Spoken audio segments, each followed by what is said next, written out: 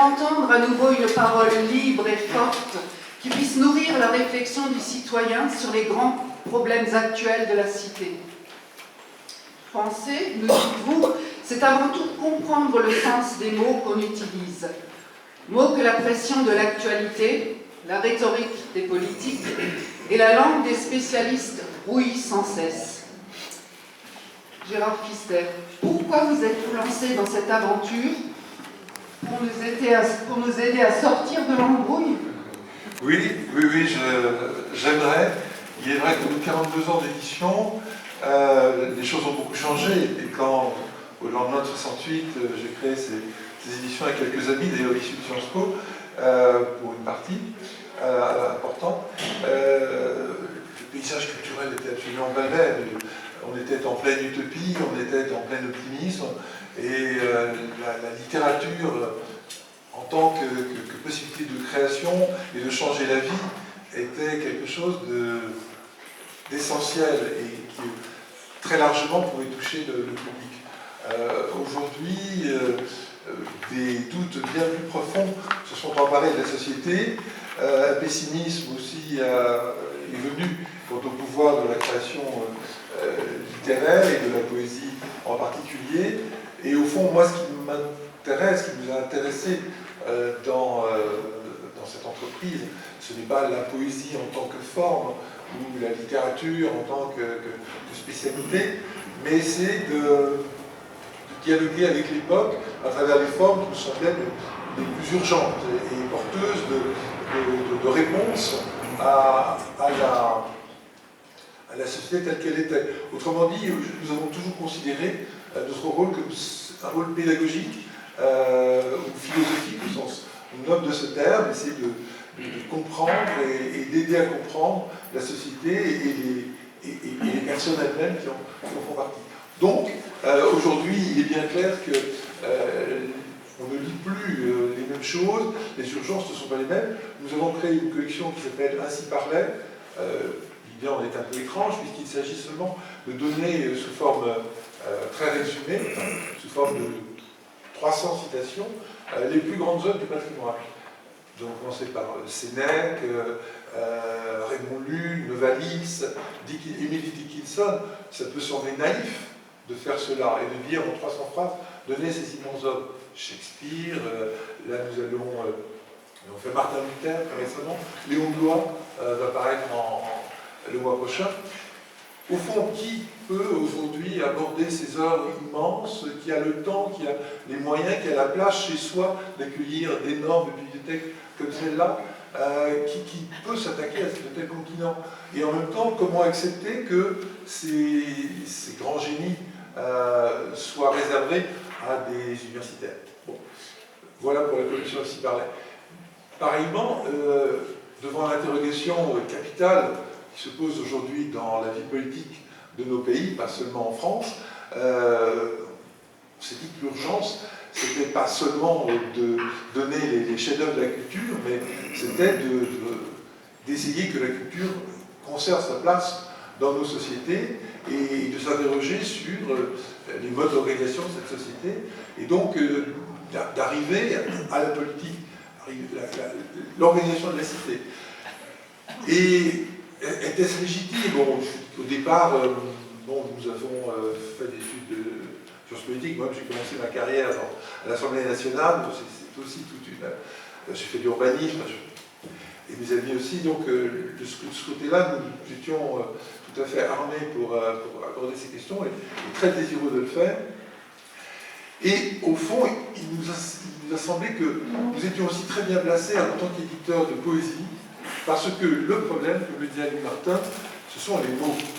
C'est qu'aujourd'hui, nous sommes dans une société de communication, cette campagne électorale que nous avons vécue le montre, les mots sont devenus sont extrêmement dangereux, on leur fait dire n'importe quoi, ils sont chargés d'illusions, de polémiques, de contre-vérités, et au fond, on ne peut plus penser avec des mots qui sont tous pipés. Comment donc essayer de rétablir une véritable réflexion? D'abord, rendre aux mots leur sens. Donner un sens plus pur aux mots de la tribu, c'était la devise de Mallarmé. toute poésie est une mise en cause des mots. Essayer de sortir de l'usage communicationnel des mots pour retrouver quelque chose qui est fort, qui est concret, qui est chargé au maximum. Aujourd'hui, on a des mots qui sont totalement vidés ou qui sont chargés de choses en catimini. Et on ne sait pas bien de quoi. Donc voilà, réfléchir sur les mots, d'où l'approche qui était celle de la réflexion du début. Nous avons commencé par une réflexion sur la religion. On connaît pas mal, parce que nous avons une réflexion de spiritualité. Et donc, qu'est-ce que le religieux, le divin, le sacré, le religieux?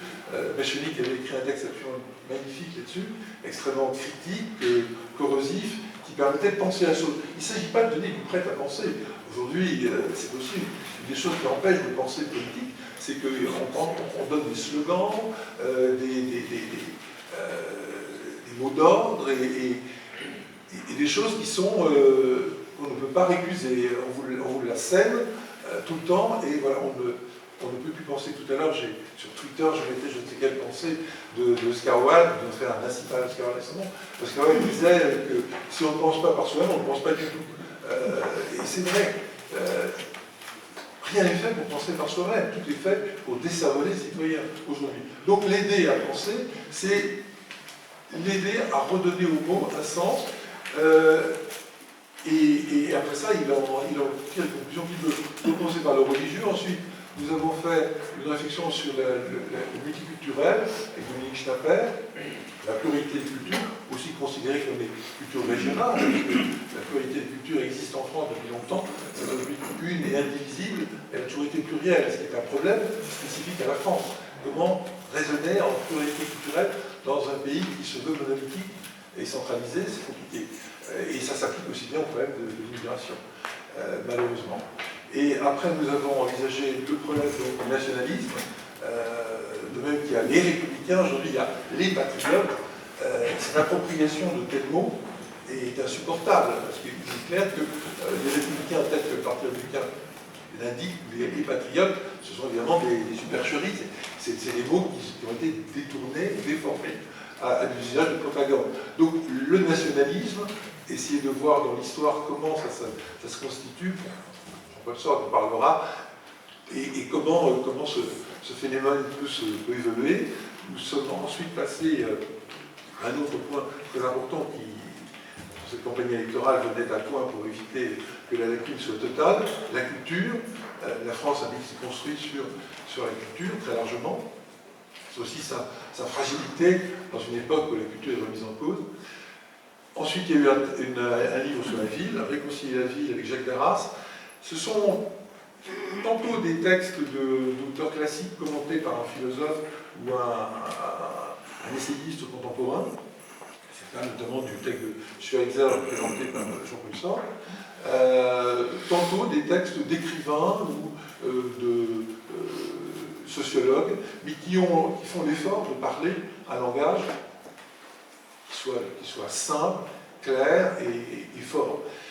Parce qu'effectivement, beaucoup de choses existent dans les collections de sciences humaines qui sont magnifiques, mais qui sont elles aussi, comme je l'évoquais tout à l'heure pour ces grandes œuvres de patrimoine, un accès extrêmement difficile, sauf pour les spécialistes. Et il se crée une sorte d'entre-soi de spécialistes, comme on les voit parler à la télévision, ils s'entendent très bien et ils ne laissent que des miettes, souvent, pour les auditeurs qui ne connaissent pas toujours les considérants de leurs doctes exposés. Donc là, il s'agit que ces personnes puissent s'adresser d'une manière pédagogique, je reprends ce mot, aux citoyens, et sans préjugés idéologiques dans cette collection.